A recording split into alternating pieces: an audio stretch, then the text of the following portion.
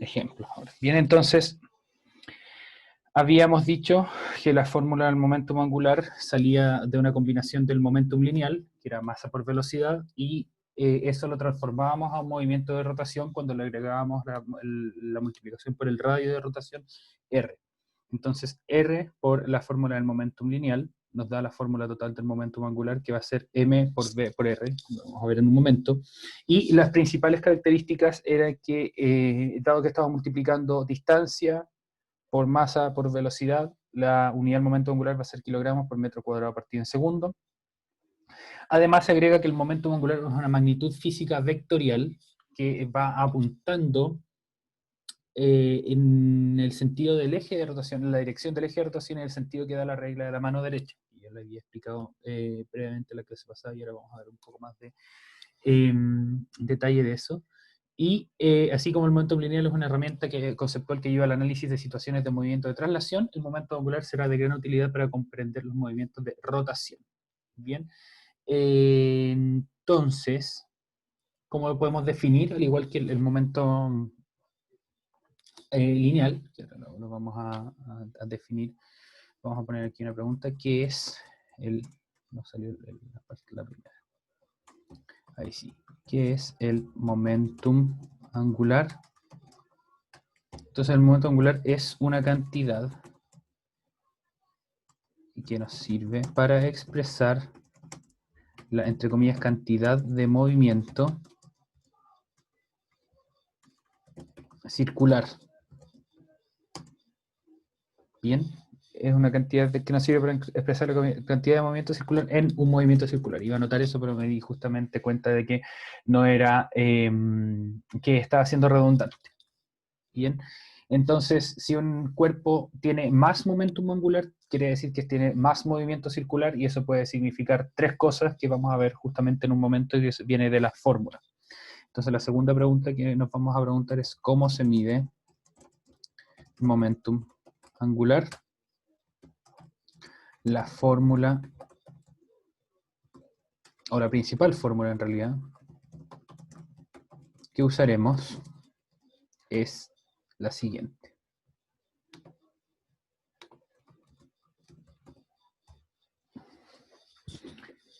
L es igual a m por r por v, donde, ¿qué ocurre? Aquí hay varias letras. Donde L es el momentum angular, m es la masa de un cuerpo, r es su radio de giro y v es su velocidad lineal. Cabe destacar que el uso que le daremos al momentum angular en este curso será solo para analizar movimientos circulares. Porque el momento angular también se puede usar para analizar movimientos no circulares, por ejemplo, elípticos o curvas en general, que pueden aparecer, perdón, por ejemplo, en las órbitas de los planetas. Las órbitas de los planetas se mueven en... perdón, los planetas se mueven en órbitas elípticas y así es más o menos difícil encontrar cuál es el radio de giro si es que lo asociamos a un movimiento circular, pero por conservación del momento angular, por ejemplo, se puede encontrar una de las leyes de Kepler, que es una de las leyes de movimiento planetario.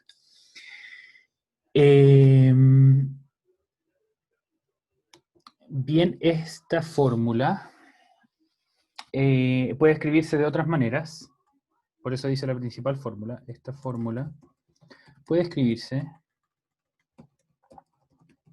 de otras maneras si consideramos la relación de la velocidad lineal v con la velocidad angular omega, que se lo voy a poner acá, insertar carácter especial, omega.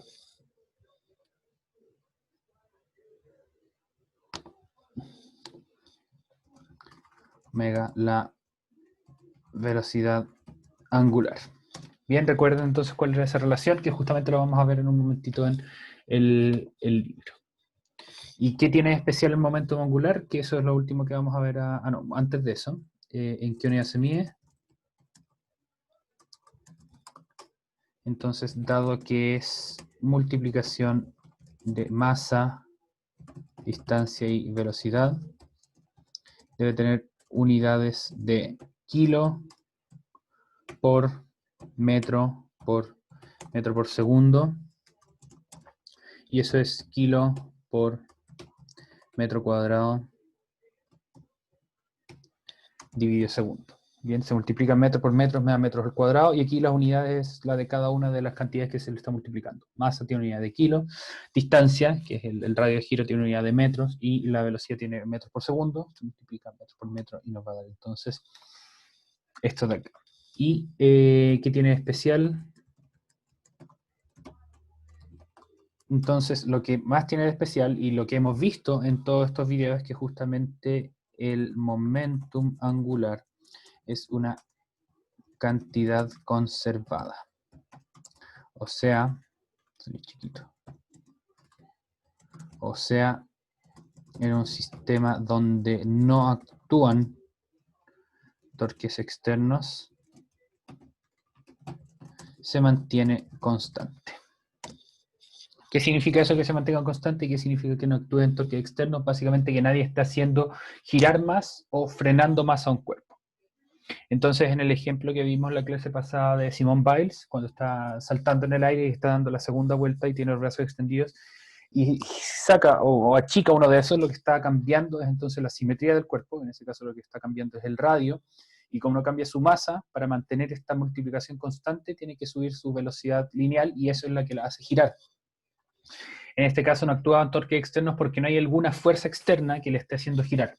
Sí hay una fuerza externa que está haciendo que caiga hacia el piso, que es la fuerza de gravedad, pero esa fuerza simplemente está haciendo que caiga y no que gire. Y ahí la diferencia, y vamos a ver varios ejemplos de esto.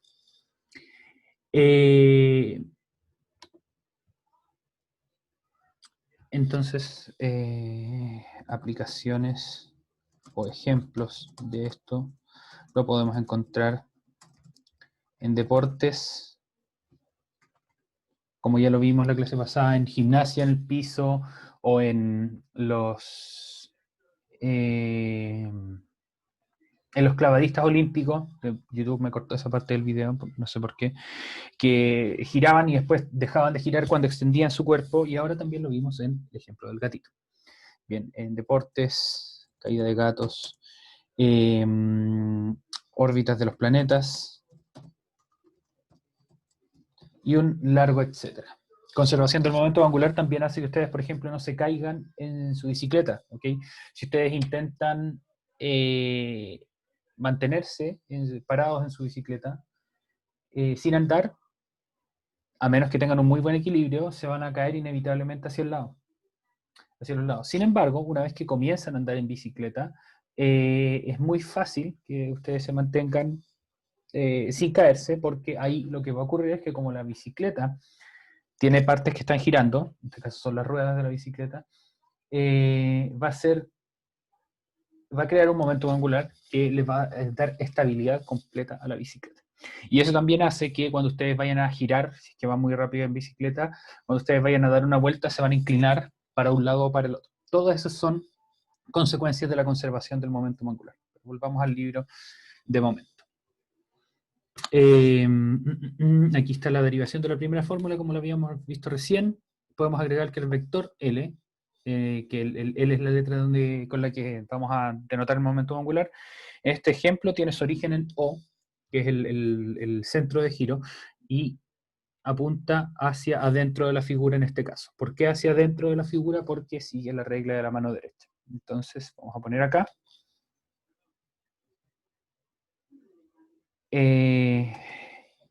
Otra es una cantidad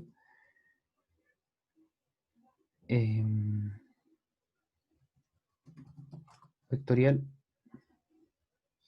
Se me olvidó el nombre de la otra. Escalar. Escalar o vectorial Entonces la respuesta de esto es que es una cantidad vectorial y apunta según el sentido de giro y se puede encontrar hacia dónde apunta según el sentido de giro con la regla de la mano derecha. Bien, ¿qué es la regla de la mano derecha? Vamos a ver. No tenemos un ejemplo por acá. Vamos a buscar entonces un ejemplo. Right hand rule. Angular momentum.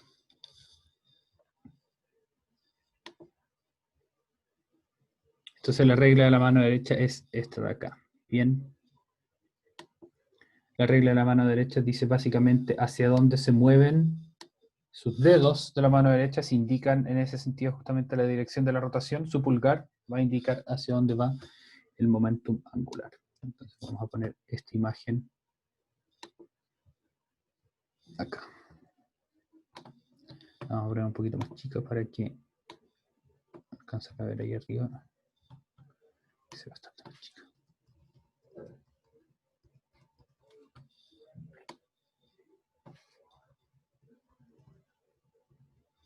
Ahí sí.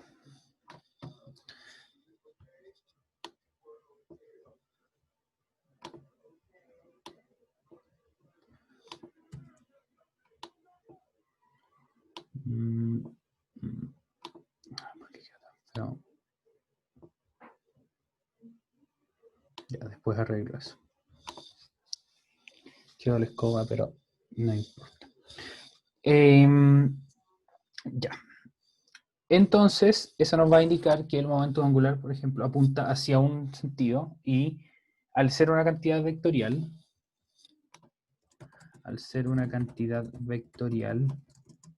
se pueden sumar varios momentum angulares individuales que se cancelan entre ellos. Y eso ocurre, por ejemplo, en el caso de la caída de un gato. Una parte del gato va girando hacia un lugar y la otra parte del gato va girando hacia otro lugar, haciendo que el momento angular total del gato se cancele. Bien, o sea, en todo momento es cero, pero no es nulo, entre comillas, porque tienen una parte de momento angular que está tirando para un lado y otra parte de momento angular que está tirando hacia otro, y por lo tanto se cancelan entre sí, porque el gato en un principio no está girando y no puede girar. Ustedes sueltan un cuerpo rígido, por ejemplo, no va a girar de por sí, pero el gato, como es capaz de cambiar su geometría, puede comenzar a girar.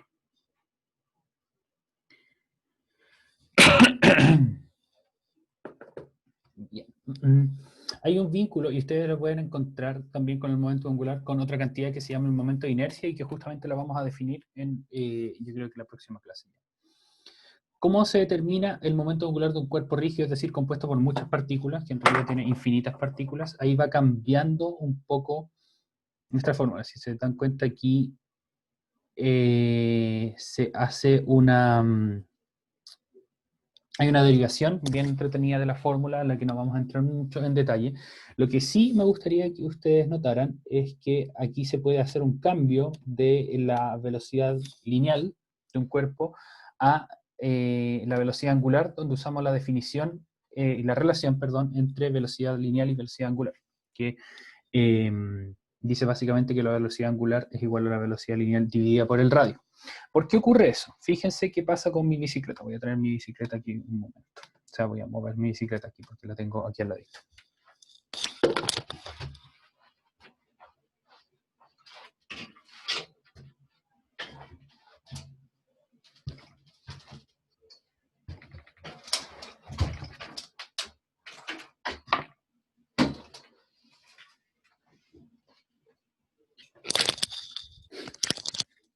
Ya, entonces pensemos en la definición de momento angular que vimos recién, que es la que voy a poner acá, para que ustedes la vean. Dice masa por radio por velocidad. Bien, pero lo que ocurre en este caso es que la rueda de adelante, por ejemplo, gira y tiene cierto momento angular, y tiene distintos radios, o sea, el radio del borde no es el mismo que el radio, por ejemplo, de esta parte, que sería más o menos la mitad del rayo, o aquí más cerca del rayo. El radio es cada uno de estos fierritos que mantiene la estructura de la rueda de la bicicleta. Y además de eso, la velocidad lineal no es la misma, o sea, la parte más externa de la rueda va dando vueltas mucho más rápido que la parte interna de la rueda, porque dan un giro en la misma cantidad de tiempo, pero lo demás afuera tiene mucho mayor radio, entonces su velocidad lineal es mucho mayor. Lo que se mantiene constante para toda la rueda es la rapidez angular. Entonces, por lo mismo en el libro se hace la distinción de pasar de rapidez angular, lineal a rapidez angular, que ahora les voy a mostrar cómo ocurre. Y finalmente eso nos lleva a la definición de momento angular en base a esta otra definición que tenía no la masa, ni el radio de giro, ni la velocidad lineal, sino que tiene estas otras cantidades que son la I, que es el momento de inercia, y el omega, que es la rapidez angular. Voy a parar la rueda ahora. Si ustedes tienen una bicicleta, lo que pueden hacer también es intentar de alguna manera hacer girar esto muy rápido. Yo voy a intentar hacerlo girar muy rápido hacia adelante. Y si ustedes lo logran y lo hacen girar muy rápido, van a darse cuenta que pueden tener cierta resistencia a moverlo hacia los lados, porque la rueda va a intentar conservar su momento angular. Entonces, si ustedes intentan girar la rueda, y para esto necesitan hacerla girar bastante rápido, va a haber, como les decía, una cierta resistencia, porque la rueda no quiere cambiar su momento angular. O sea, el momento angular, por ejemplo, en este caso la rueda está girando hacia allá, y aquí podemos aplicar la regla de la mano derecha. Yo hice girar la rueda hacia adelante.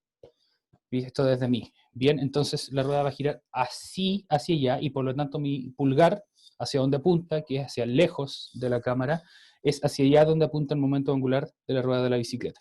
Bien, esto se puede aplicar para cualquier movimiento rotacional. Voy a devolver la bicicleta donde está ahora.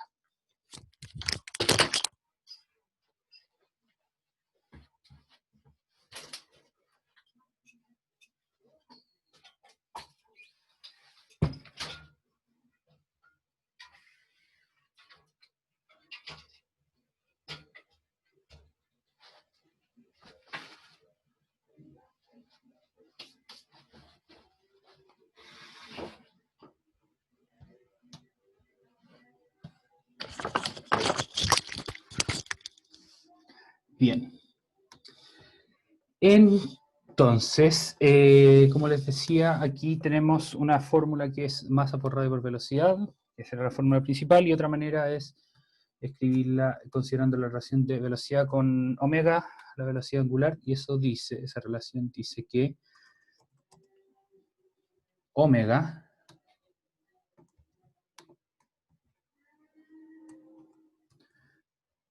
por el radio es igual a V. Entonces, si usamos esto, si reemplazamos esa definición, entre comillas, de V en nuestra fórmula de momento angular, vamos a tener que M, o sea, momentum M por R omega, y eso va a ser M por el radio al cuadrado, M por el radio al cuadrado, ahí sí, por omega. Que esa es entonces otra de las formulitas que aparece acá en el libro. Y esto al final hace una separación entre cada una de las particulitas chicas que tiene cada uno de los... que tiene un cuerpo, por ejemplo, que está girando. Y se usa una definición que es la definición del momento de inercia rotacional, que aquí lo estamos introduciendo formalmente, que es para una masa fija, esta parte de la masa por el radio al cuadrado. Entonces, esto, lo voy a poner acá, esto da pie a una definición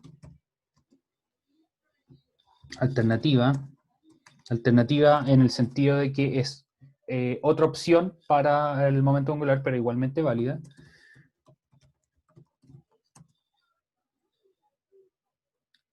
para el momentum angular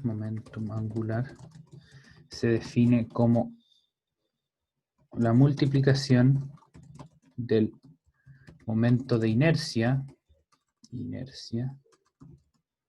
rotacional multiplicado por la rapidez angular. Bien.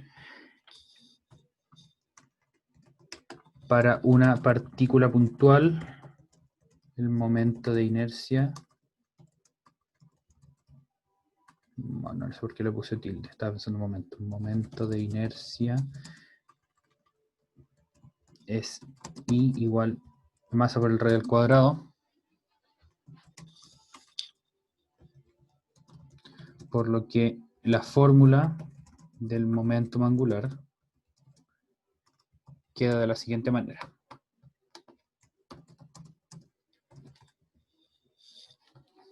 Más sencilla, entre comillas, I por omega, donde I es el momento de inercia y omega es la velocidad angular como la vimos antes. Pero ¿qué es el momento de inercia y qué indica? Entonces, eso lo vamos a poner dentro de esta definición. El momento de inercia indica cuánto cuesta poner en movimiento circular o detener el movimiento circular